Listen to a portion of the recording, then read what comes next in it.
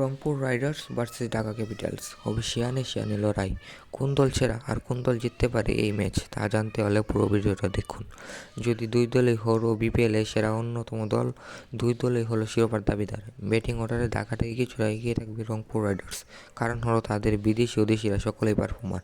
রংপুর রাইডার্সের ব্যাটিং অর্ডারে আছে রংপুরকে গ্লোবাল টি-20 জিততে বড় সহায়তা রাখা স্টিভেন টেইলর, সাথে আছেন জাতীয় দলের ওপেনার ও গ্লোবাল টি-20 সেরা ক্রিকেটার সৌম্য সরকার, তারা খেলেন ওপেনিংয়ে। আরেক হলো সাদিকুল্লাহ আতাল, যুব এশিয়ার সেরা ব্যাটসম্যান, তিনিও খেলেন ওপেনিংয়ে। তাকে জায়গা দিতে হলে সময় খেলতে হবে অন ডাউনে, সেটা সম্ভব নয় কারণ অন ডাউনে আছেন অ্যালেক্স হেলস, ইংল্যান্ডের তারকা ক্রিকেটার।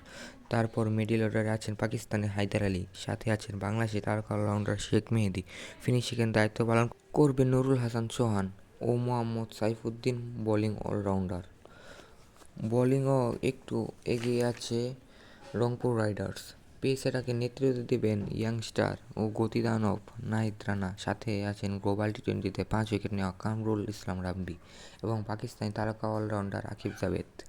অন্যদিকে ঢাকাও কিন্তু কম নয়, ঢাকার ব্যাটিংয়ে আছেন জাতীয় দলের ওপেনার তানজিদ তামিম ও লিটন দাস।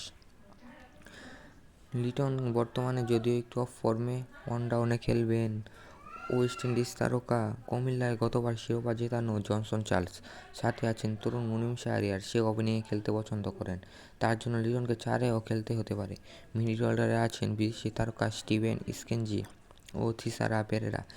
ফিনিশিংয়ে এক সময়ের সেরা সাব্বির রহমান আছেন, সে যদি ফর্মে থাকে ভালো কিছু হতেও পারে, ও তরুণ হাবিবুর রহমান।